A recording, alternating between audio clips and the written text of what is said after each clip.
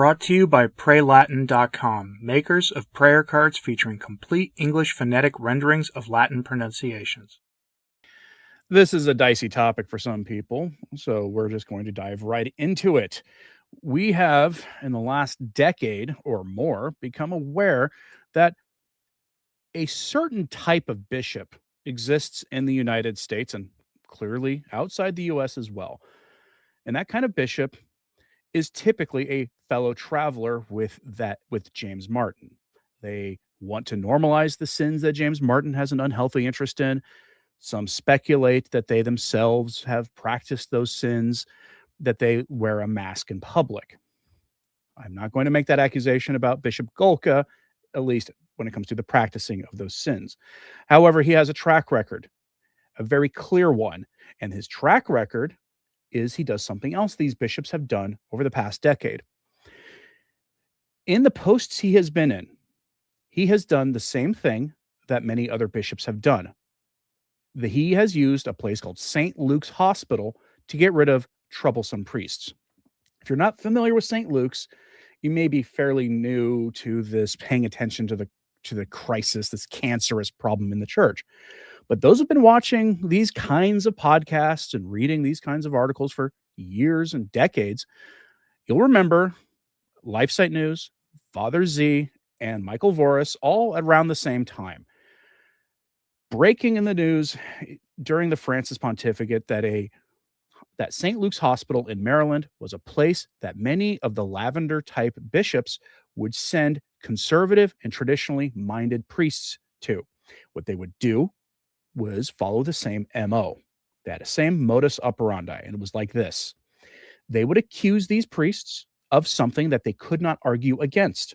Typically, and this will sound very familiar to you, they will accuse them of having committed an impure violation against a minor or against a woman, typically, or sometimes a man. And they will have usually accused them of this in the confessional.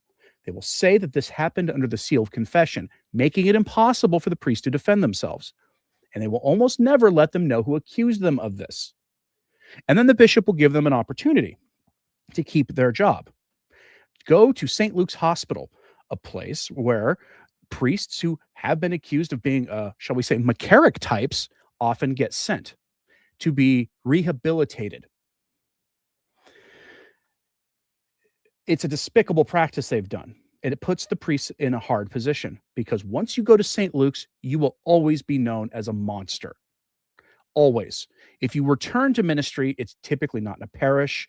It might be in some other place, prison ministry, or some other place where you are kept far away, and people will know.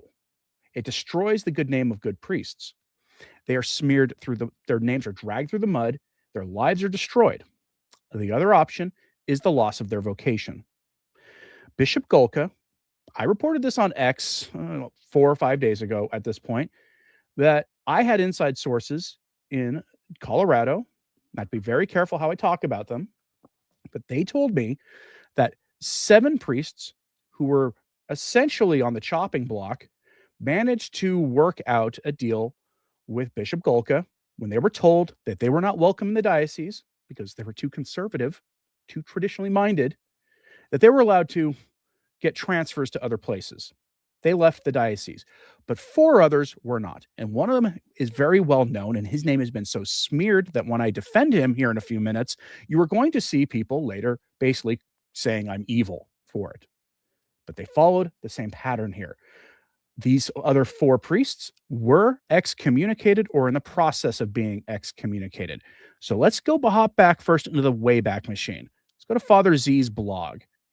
If you're familiar with Father Zuhldorf, you will know he's a traditionally minded priest, but he is by no means a firebrand. He is no rad trad. I doubt he's out there publicly defending the SSPX. I haven't exactly checked. Okay. He's not a Lefebvre or whatever people say. He was one of the ones who broke this story back in September 2018. And Michael Voris talked about this at the time, which is how many of you will remember this. LifeSite had an article at the same time. The headline from his blog, Read and Weep, Soviet-style psych tactics used against priests by bishops. This is a story about taking good priests and submitting them to St. Luke's. This is for context before we go to Bishop Golka. Here's the details. The pattern is alarmingly similar. The priest has some sort of dust up in the parish or whatever. For example, a woman gets angry because he preached about contraception. Someone claims that he has boundary issues. Somebody on the staff says that he is cold or remote. They complain to the bishop. The bishop tells the priest, pressures the priest to go for evaluation. With great trepidation, the priest obeys. An important point. He goes for a week or two of evaluation, at the end of which he is told that there isn't much wrong with him. He goes home thinking that all is well. Shortly thereafter, he is called to the bishop's office, where he is told that the clinic sent the bishop a very different assessment. The priest is diagnosed, and it is always about the same: narcissism and borderline bipolar. The bishop then really puts the screws to the man to go back to that clinic for treatment. He is told for 3 months or so. But when he gets back there and they confiscate his mobile phone and even his shaving kit and start pumping him full of drugs and monitoring or controlling his email, he is told that he'll be there for 6 months. The horror show begins. A common characteristic of the priests: they are conservative or traditionalists. I have a friend who was forced into one of these places, and when we could talk on the phone, he told me that I wouldn't believe the number of conservative men there and what they were reading. And the fact that they are conservative is important because conservatives tend to obey. This is one of the reasons why bishops in the past have slammed down hard on conservatives, but they've let libs do any, well, dang thing they want. Even if they are slightly inclined to be conservative themselves, they are moral cowards. They know that libs will fight them like hell, and they don't want the fight, but they can do anything they want to conservatives because they know they tend to obey. There are some clergy who really do need help. However, bishops are using this process as a way of stamping out conservative or traditionalists in their diocese, and I have a suspicion that this is coordinated. That is a key point here. Let's go back to the top. 2018. Almost 8 years, 7.5 years ago. And this has already been a long process at this point. There is a playbook that the Lavender bishops follow. And it looks like maybe even the Lavender Pope. And I have a suspicion that this is coordinated. Why? In the last year, there was a period of a couple of months in which several priests contacted me to tell me that they were going into a psych slammer at the order of their bishops. Before that, I hadn't had any such call or contact. It suddenly started as if some bishops had, among themselves, decided that this was a good way to get rid of troublemakers. It is almost as if at one of their meetings over evening cocktails, one of them grumbled about having this really traditional priest who was spreading his ideas about Latin and communion rails. One of his pals, pouring another, piped up saying, "I'll tell you what works. Send them to St. Luke's for evaluation. They'll send back something that can be used against him one way or another. It's expensive, but it works." Hey, thanks, Bill. That's a good idea. Also tell Fatty and Dozer. They've got these guys too. He has an asterisk there to talk about who they are. He goes on to say in this that that these evaluation is expensive. It costs tens of thousands of dollars of your tithing dollars to do this, but they take this so seriously. He then quotes, he invokes Father Kalchik. Do you remember him? Seems like ancient history to me at this point, but probably not for Father Kalchik, because this channel has existed since 2018. And one of the first stories that I remember reporting was Father Kalchik. He was a priest of the Diocese of Chicago who found a James Martin banner in the rectory of his, or in the attic of his parish, owned by a previous priest, as well as some adult entertainment implements, shall we say, often described as toys, of a James Martin nature in his parish attic. Now, he didn't destroy these items himself, but he allowed his parishioners to do so. And what ended up happening to him is that Father Kalchik was canceled by Cardinal Supich for this. Supich, who dares to lead the lecturing of the President of the United States on moral issues, is himself a moral reprobate when it comes to what he tolerates. I have no opinions on the things Supich does in his own personal time. I make no accusations there, to be clear. But he was canceled for this. As he says here, Kalchik was told that he had to get out of the parish with minutes' notice or he would be arrested, and he was supposed to go for evaluation. Kalchik chose instead to go into hiding. He was later interviewed by, I think it was, Church Militant. All of these interviews, references to Michael Voris. I hate to be, for once, I never say trust me on this when talking about media sources, but all of Church Militant's archives are destroyed. They've been destroyed after all the big mess with Church Militant a couple of years ago. You probably know the story.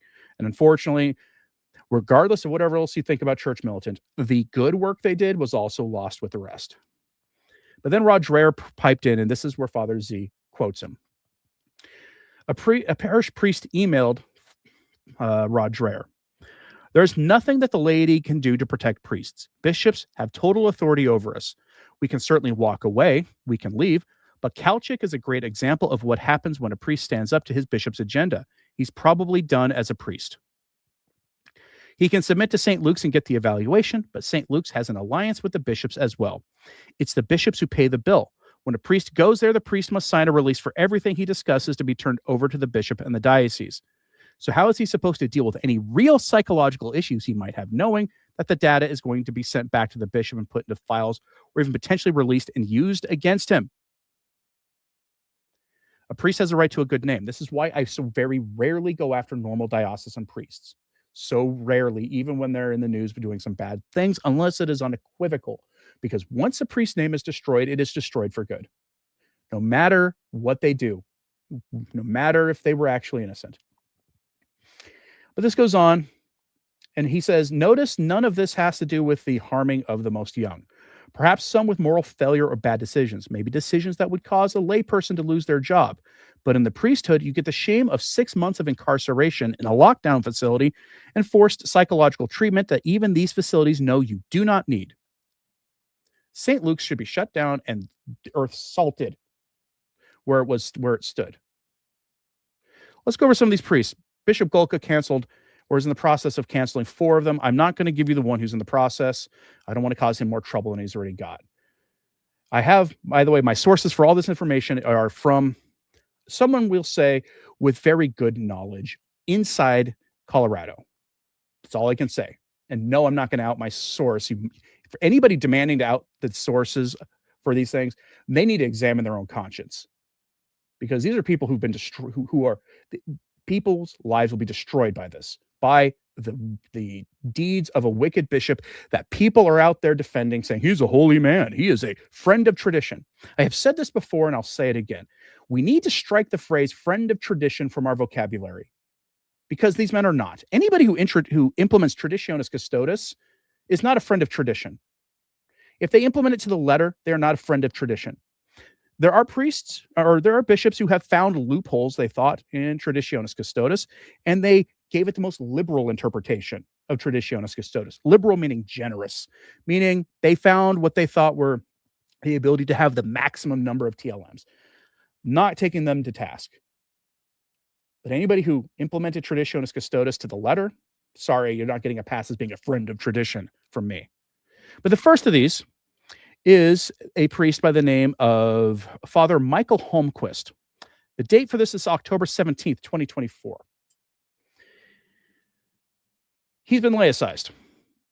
This is right from a diocesan webpage, or this is a copy of something, a post from a diocesan webpage. An announcement from the Colorado Springs Diocese.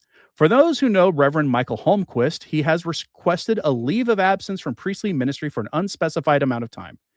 Requested a leave of absence. Sure, he did. This request has been granted by Most Reverend James R. Golka. This leave is effective beginning Saturday, November 2nd, 2024.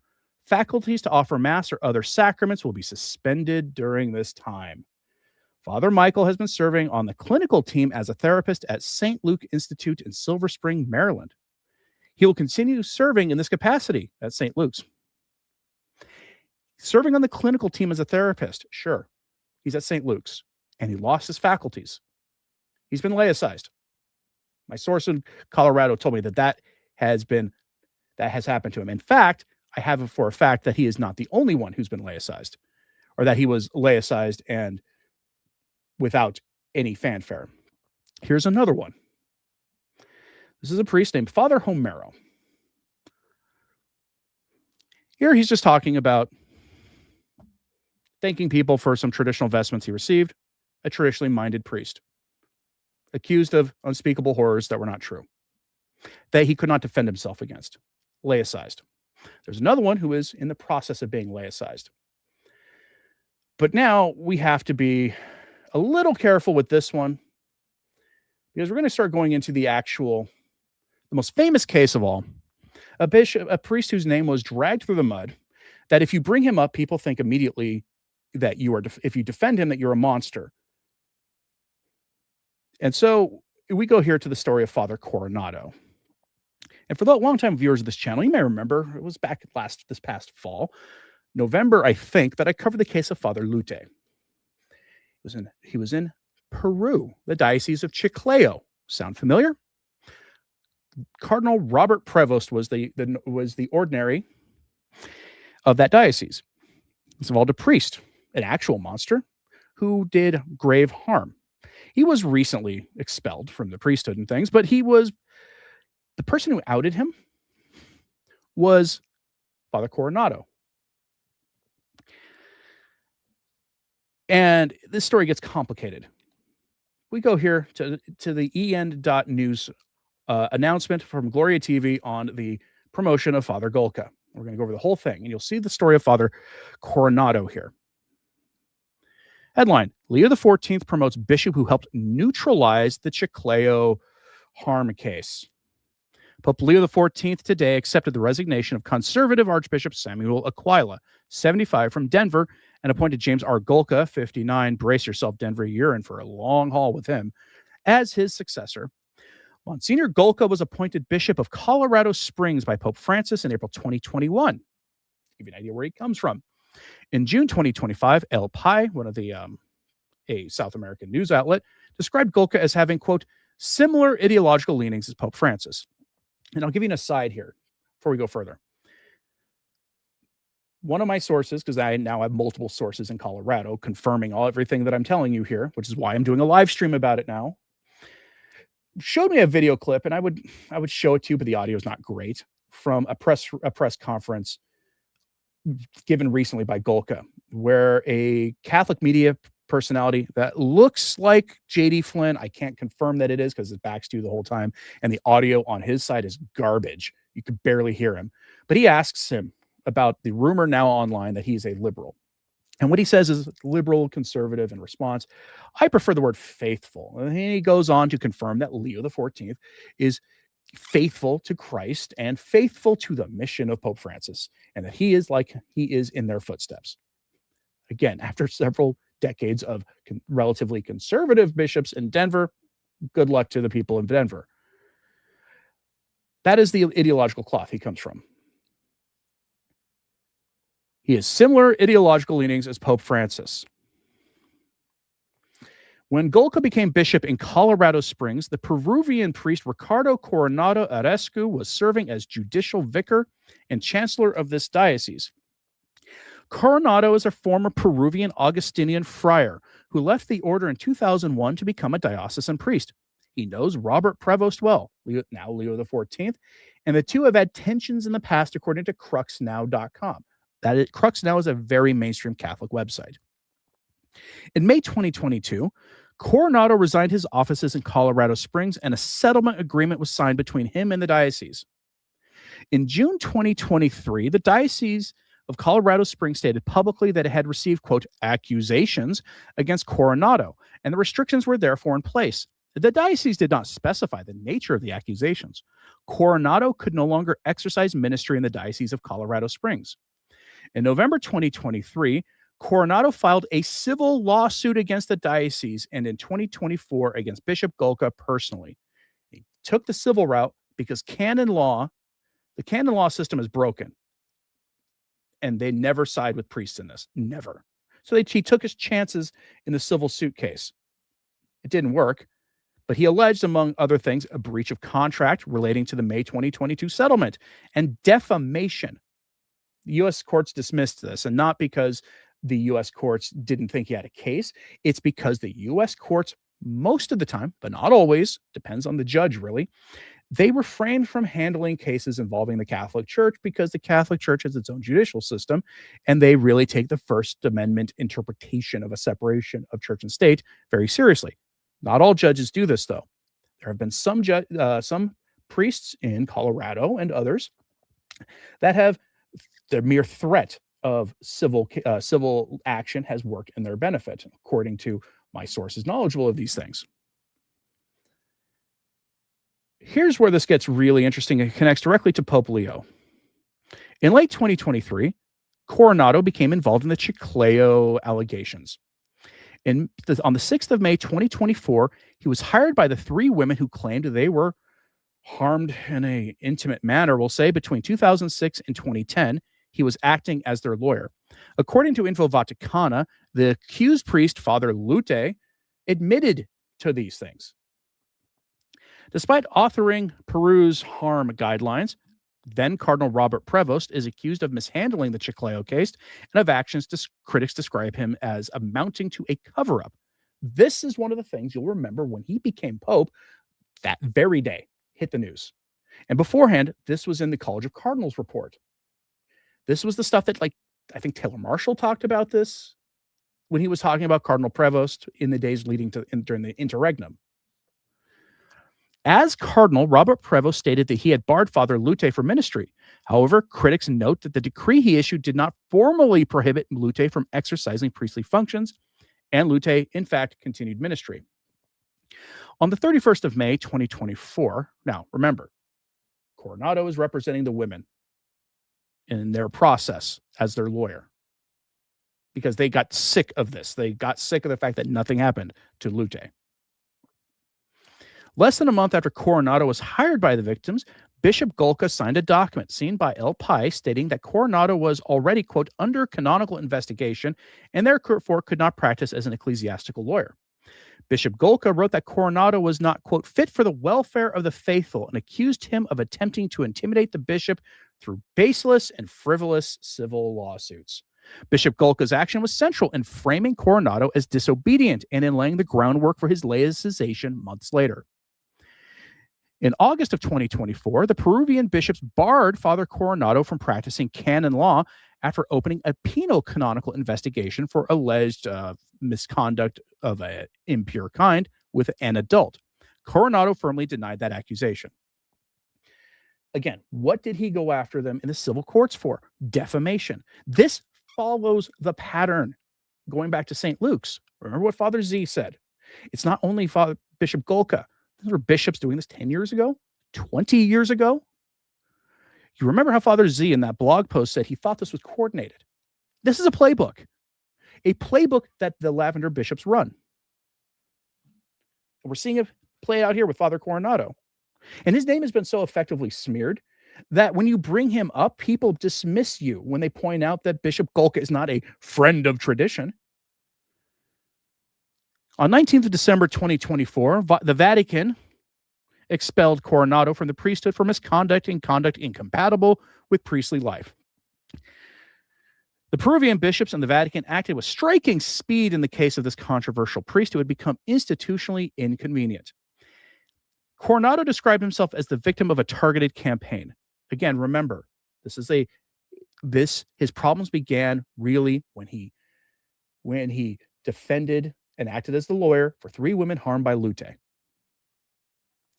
I want you to emphasize that this has been a coordinated attack by the Peruvian Episcopal Conference and Rome, he said, insisting that it was the 3 women who contacted him, not the other way around. He didn't get his nose involved in this. They asked him for help. For those of you who are paying more attention to some of the other things going on with Father Coronado, he is the one out there now saying some pretty, we'll say some shocking things to alternative Catholic media about Pope Leo. I won't repeat them here, but they will become mainstream at some point. Pray that God's will is done on that case. It's because the stuff that he's saying is fairly shocking. But now we're going to go to Info Vaticana. The headline, Profile of James Golka, new Bishop of Denver. I'm telling you right now, the optics of this are terrible for Pope Leo. He just appointed this bishop who sends priests, conservative, traditionally minded priests, to to St. Luke's. In the Diocese of Colorado Springs, he forced 25%, about more like closer to 20% of the priests of the diocese out because they were too conservative. Some he allowed to go transfer to other dioceses, but a handful of them he laicized. But he lost 25% of his priests, and he replaced them with priests from India. And if you ever talk to a priest off the record about priests from India, what you'll find out is that the priests from India, no matter how conservative they are, they will do exactly as the bishop says. They will not question anything. They will not rock the boat. They will basically fill a seat that he needs filled and do and exercise the bishop's will without question. They will not be, quote unquote, troublemakers. They will give the homilies he wants. They will do everything that he wants. Why is that? Because they can be sent home on a moment's notice by the bishop. We're going to skip some of the background stuff here. Go to this. Here's a detail for you. The greatest contribution undoubtedly concerns discipline with the priests. Once he had taken possession, he communicated to the curia that the nuncio, who had promoted him, the now octogenarian Cardinal Christophe Pierre, had told him that there were some priests who were hurt, about 5, and they threatened to leave the diocese. He offered them, according to him, the best he could, healing because they were hurt. And because some in good faith believed it, in the end, it gives the impression of having been a trick. He began a persecution campaign without quarter, with courtesies and affectations. The targets of his harassments, without canonical respect, meaning he did things that did not, at least, keep to the canons of the situation. They were and are the most traditional ones, the priests, the most traditional priests. He has given no truce to those he perceives as not absolutely submissive to him. In total, he has expelled approximately a dozen priests from the diocese, a diocese of 55 priests. He certainly perceives that his duty is blind obedience to the Petrine primacy. He demands the same from his subjects, never better said, toward him. It has leaked from the Presbyterial Council that on the agenda of one of its meetings were the initials of the name of one of those expelled from the clerical state, and he had reserved a moment in the meeting for all those present to have laudatory words for the achievement he had accomplished. In that case, there was no procedural guarantee, and he was conveniently helped from Rome with an administrative penal process. Bishop Golka always has his time very measured, even if he is the host at a dinner or if it is an appointment. At the minute of fulfilling the time allotted for a particular matter, he concludes the meeting. His agenda is always at the top, as he likes to say. For that reason, he delegates to some, unconditionals, a good load of authority or power to surely enjoy a little more time. It is said that it is not uncommon for him to take many of the intentions of the faithful to his residence to pray for them. For that, he sometimes takes several days of retreat, many of them in Nebraska. His close associates mention how tired he usually is from the weight of his apostolic responsibility he carries selflessly on his shoulders, and for that nothing more consoling than the constant displays of affection from his closest ones or from those who know him little. The announcement of his appointment has caused, in some, a justified uproar in the Archdiocese of Denver. I have it on good authority that there are now wealthy Catholic donors to the Archdiocese of Denver who have formally put the Archdiocese on notice that their donations to the Archdiocese will stop immediately if they go after any of the priests, of the conservative and traditionalist priests there.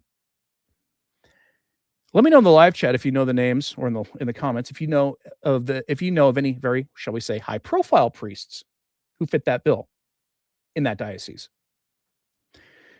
It is very possible that this plundering orchestrated from Rome will continue on a larger scale. One of the theses I've been trying to get across to my audience since it became pretty clear that Pope Leo was not fundamentally different than Francis. Yes, his presentation is different. He's more soft-spoken. He's not likely to invoke, calling people neo-Pharisees and how evil they are for being Catholic like Francis did. But on policy and on personnel decisions, he is at least as bad as Francis, if not worse. And it does look like all of this is orchestrated from the very top. Remember, before he was Pope Leo, what was Cardinal Robert Prevost's job before, in addition to being the Archbishop or the Bishop of Chiclayo? What was it? He was the prefect for the dicastery of the bishops. He helped Francis make appointments to episcopal sees. either men who would become auxiliary bishops or existing bishops getting a new promotion, or an auxiliary bishop getting a promotion to a diocese, like, say, the Colorado Springs case, although I think that was before Prevost's time. But in the last few years, when a lot of Francis's appointments suddenly got really bad, they were done with the help of Prevost. After Prevost became Pope, what did Pope Leo do? He kept making these really weird appointments that were in a pipeline that he was working in. In Colorado Springs, 25% of the priests have been destroyed. Another percentage of the most synodal and thoroughfare ones can expect promotions in the short term. And many others will live terrified with their consciences unrested, because these are also conservative or traditionalists who decided to keep their mouths shut, keep their heads down. Waiting for who comes can only surpass who left, meaning they're worried they're going to get someone worse. May he surpass him in holiness. This is the wish of Info Vaticana's writer, that the next bishop surpass Golka in holiness. Let's see what Rome says. But Denver must have a clear picture, and if the donors call to inquire at the Metropolitan Curia, they are only told that they have the wrong door. This is a nightmare scenario for that diocese. So here we have Chris Jackson reporting on this. I expect Mr. Jackson will probably continue reporting on this. Leo XIV's Golka appointment, rewarding a cover-up. Leo XIV has named Bishop James R. Golka, the Colorado Springs prelate, who helped neutralize Peru's Chiclayo harm case, as Denver's new archbishop. There is no defending this. There is no defending trying to bury the Lute case and then promoting the bishop who helped it happen, the bishop who silenced the canon lawyer for the women who claim to have been harmed. None. Timeline here. May 2022. Coronado steps down from his Colorado Springs offices. A settlement is signed. The diocese in June of 2023 reveals undisclosed accusations against Coronado. He is suspended without explanation. November 2023. Coronado sues the diocese and Bishop Golka for breach of contract and defamation, stemming from the mysterious 2022 settlement. These civil suits are later dismissed because, again, the courts don't like getting involved in internal church things, typically. May 6, 2024. Coronado is hired by 3 Chiclayo harm survivors as their lawyer, defending them against Father Eleuterio Lute Vasquez Gonzalez, who by all accounts has admitted to the evil deeds. Later that month, Bishop Golka issues a decree branding Coronado as under canonical investigation.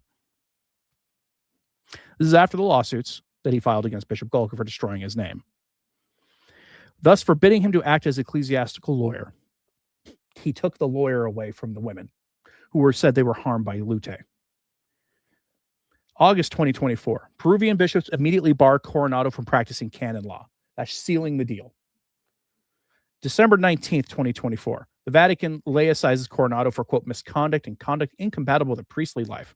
Again, we don't know what these accusations are. And that's the nature of it. Remember, go back to St. Luke's, the modus operandi. Make vague accusations and then give the priest in question a deal with the devil. Either you go to St. Luke's and basically have your vocation destroyed, or you accept laicization, having your priestly vocation destroyed. Throughout this timeline, Coronado maintained that he was a victim of a targeted campaign by Peruvian and Roman authorities, insisting the women had come to him on their own. In other words, those in power treated him as the enemy for stepping up to defend those who were harmed.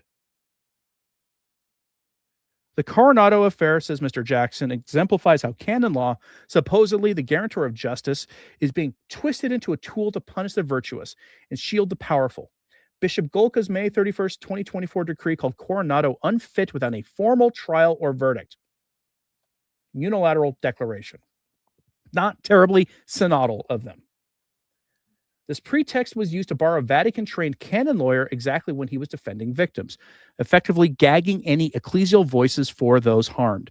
The church's own delegate to the case bluntly summarized the prior canonical investigation under then Bishop Prevost, now Leo XIV, as, quote, a joke, very poorly done, many errors, a lot of superficiality. Yet the Vatican doubled down on old mistakes by citing civil time limits. A decision the delegate called extremely strange, since church law has its own prescription rules that Francis repeatedly abolished in harm cases. You'll remember, one of the best things Francis did, I don't sing his praises much, but on this I will. He lifted the statute of limitations on harm cases of legitimately evil priests harming people for canon law to do something about them. So there was no civil time limit here. If they were accusing Coronado of this, they didn't have to. There was no civil time limit. They could have just gone with it, but they didn't. In short, Rome let civil statute of limitations excuse the sins of the flesh, then turned around and used its canonical machinery to throw Coronado out, all without properly examining the evidence. Victims' advocates were offered no hearing. Instead, they were silenced as if they were the offenders. At every turn, the angels of justice seemed to have left the building. Info Vaticana reports that even internal Vatican reviewers admitted the investigation process was superficial and fraught with formal errors. Church authorities now invoke a sham canonical investigation to neutralize Coronado, but the timing makes clear the goal: protect the one who did the harm and protect the institution's reputation by crushing anyone who threatens it. As one Catholic observer notes, Golka's decree came, quote, less than a month after Coronado took the victim's case. Hardly due process. They were in the paperwork phase, essentially, after Coronado took the case on behalf of the women harmed by Lute. And during the paperwork phase of the investigation, Bishop Golka took their lawyer from them. The result is backwards justice. An accused priest, Lute, essentially went free, while the victim's lawyer was ruined. For faithful Catholics, this event reinforces a grim pattern. First, the church hierarchy promotes the compromisers. Bishop Golka, now Archbishop-elect of Denver, is on record pledging fidelity to Leo XIV's vision and continuity of Francis's approach. He said this at that press conference. I didn't want to waste your time showing it. I'll have a link at the Substack if you want to see it. When Denver 7's reporter asked whether Leo's election would break with Francis, Golka replied dismissively, quote, some see Pope Leo as a rupture from Pope Francis. I think it's faithfulness, like God provides the church what it needs. In other words, Golka signaled he will carry the same ideological torch. That ideological bent on issues like communion for the divorced, liturgical changes, or ecumenical outreach is well known. In fact, a Catholic outlet recently noted Prevost's own reported support for letting remarried couples receive communion without repentance aligns with heterodox Francis-style teaching. By elevating such men, Leo XIV and those around him seem determined to cement Francis's legacy rather than correct it. Second, the system punishes those who call out sin. Coronado's punishment had nothing to do with holiness or doctrine. He was hounded for representing victims. The weaponizing of law is especially galling. Canon law explicitly warns that, quote, whoever knowingly helps the promulgation of heresy is suspected of heresy. That's the 1917 code. Yet in practice, helping the victims is what is deemed punishable here. The contrast is stark. Leo XIV's very election followed an appellate-style drama over previous conciliar errors, notably Amors Laetitia, where champions of orthodoxy demanded accountability. Now, as certain bishops race to repair doctrinal confusion, they seem to have chosen the wrong side in these harm cases. Finally, consider the message this sends about morality and truth in the church. Popes down the line, from John Paul II to Francis, have all pledged to defend the innocent. Yet the signal from Leo's Rome is that saving face takes priority over saving souls. And I would go further. This was attempting to hide the Lute case, completely bury it. This isn't just saving face. This is something worse. As one church delegate conceded of the Chicleo case, the victim's anger is legitimate because authorities acted with negligence, disinterest, and lack of commitment. Those victims and their advocate now see not care but punishment. Such an inversion of justice undermines the church's credibility. How can shepherds claim divine guidance when they dogmatize over communion but ignore the blood of the lambs? This affair lays bare the conciliar church's rot. A bishop who helped neutralize harmed victims is advanced to lead a major archdiocese. A devoted canonist is crushed on trumped-up charges. Meanwhile, the accused priest who did the evil continues in priestly ministry unchecked for years. These contradictions show a leadership that is doctrinally adrift, canonically complicit, and morally confused. For the faithful, the lesson is clear. We must pray for justice, remain humble but unafraid to speak truth, and ultimately trust that divine providence, not this flawed system, will bring the church back to holiness. Father Golka, or Bishop Golka rather, has been rewarded for a job well done. And he is being part of the remaking of the church in America. In November of 2025, days after the election, Pope Francis met with Cardinal Cupich.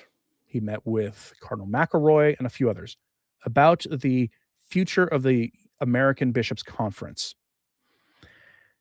and the makeup of the bishops. There were a lot of open vacancies. The immediate fruit of that meeting was days after it, very shortly after, Cardinal McElroy was formally announced as the new ordinary for the Archdiocese of Washington, D.C.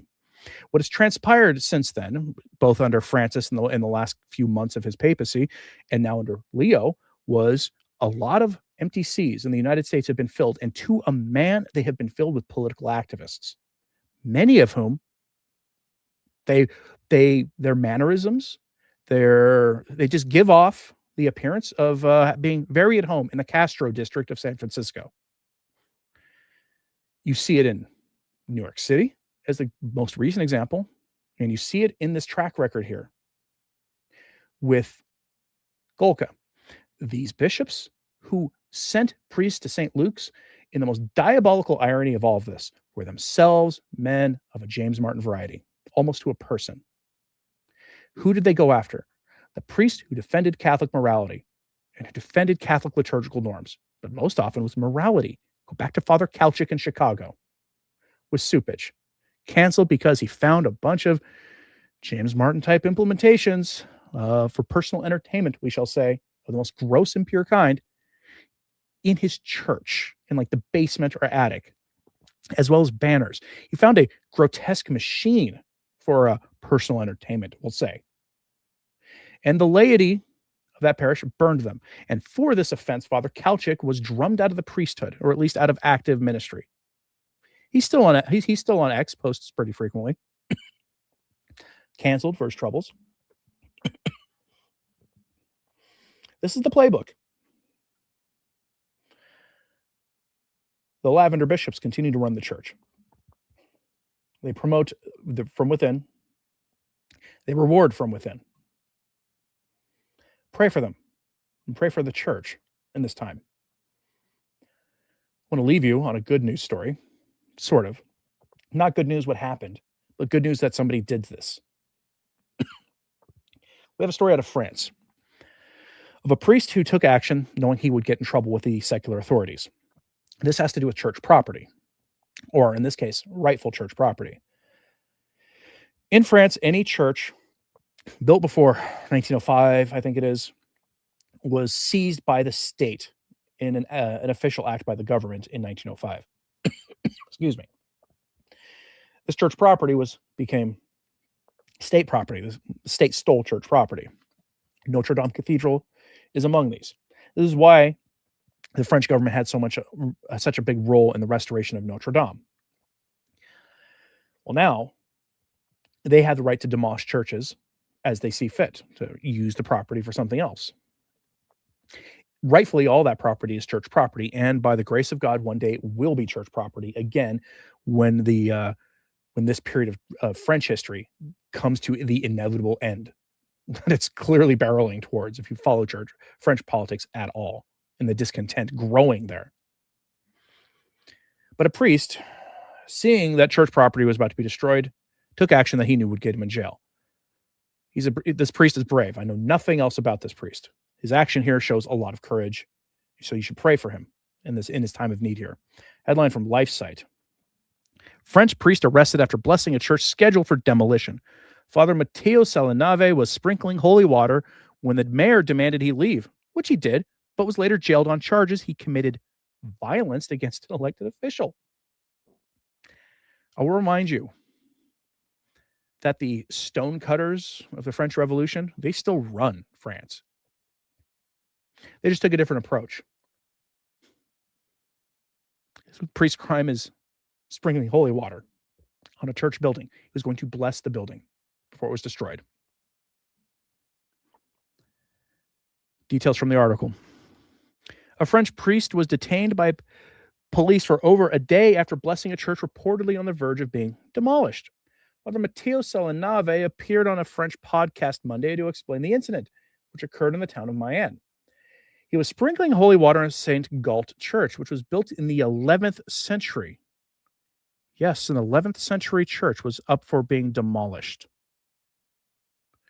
When the mayor drove up and approached him, demanding he leave the premises, Father started to leave in his car as police arrived on the scene. He continued back to his priory only to have 10 law enforcement officials arrive several hours later. Salanave spent the next 36 hours in jail on charges that he committed violence against an elected official that he adamantly denies. Let's hope his bishop doesn't send him to St. Luke's or the French equivalent. St. Galt is located in the commune of Colonane-St. Galt. A petition with more than 32,000 signatures calling the French government to stop the destruction of historic churches is circulating online. And yes, if you can see the petition, it's linked in this article. And if you go to the Anthony Stine Substack, this article will be there. If you are not a French citizen, don't sign this. I'm not a big believer in petitions anyway. I don't think most online petitions do anything. They almost never accomplish anything. But on the off chance that this does, don't ruin it by having like an American or weirdly a Japanese Catholic or something sign this. This is a French Catholic affair. Let the Catholics of France to take care of this, because American signatures will be used to discredit this situation. The survey explains that thousands of abandoned churches are on the verge of demolition, but that thanks to President Emmanuel Macron's 2023 church plan, they can yet be saved. It notes, however, that some municipalities have doubled down on destroying them with no repercussions. The priest's arrest has caught the attention of social media influencers. The vice president of the parish chapter of the Association of St. Genevieve, a traditionalist counter-revolutionary group, called on Catholics to pray for Salanave. And I will echo this here. Pray for this priest. Dedicate your rosary to him. Take on some fasting for him, Lenten or otherwise. During the interview with the French outlet Tosin, the priest explained that he spent the night at the police station and that delays in the hearing seemed purposely designed to intimidate him, but he said it was a fair trial for him that he used to glorify God. He said that he is filing a complaint over the matter with the authorities. The priest is a former priest of the Society of St. Pius X. He is currently a member of the Resistance, which is associated with the late English Bishop Richard Williamson, also formerly of the SSPX. The priest has a strong presence in France with the Dominicans of the Avril and the Society of the Apostles of Jesus and Mary, its main representatives. It believed that Salanave is associated with them, so you will get no help from the diocese. The priest appeared on the Tosin podcast on a separate occasion to explain that he said masses in barns during the 2020 affliction, which he described as being similar to the days of the French Revolution. Vigano chimed in to defend him in his recent interview with Mr. Stephen Coates, if you want to see that. Regardless of whatever you think about the SSPX resistance, if you don't know who they are, they're a group of priests who broke off from the Society of St. Pius X and have since recruited their own priests, who essentially believe that the SSPX got too cozy with Rome. And so they take a harder line position. And it's more complicated than that, but I don't personally care one way or the other about all these internal divisions on the traditional side. This is a good priest who did what was appropriate, and he's getting punished by the authorities there, and there will be no defense from Rome. You would think the diocese would actually take advantage of the church plan of Emmanuel Macron to protect an 11th century church. 11th century. It has been 10 centuries since that church was built. And they're going to destroy it.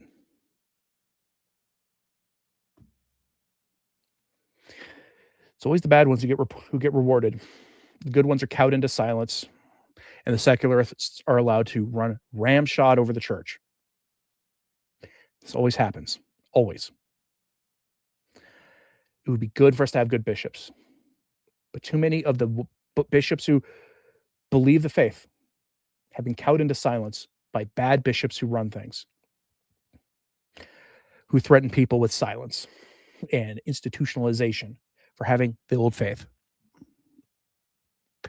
I'm curious what you think about this. So let me know in the comments. Hit like and subscribe if you haven't. It does help. Sharing this on social media helps too. Please pray for everybody we spoke about in a negative way, every single one of them. They all need your prayers. We're entering a time of testing in the church. Pray for everyone involved. I'm Anthony Stine. Ave Maria.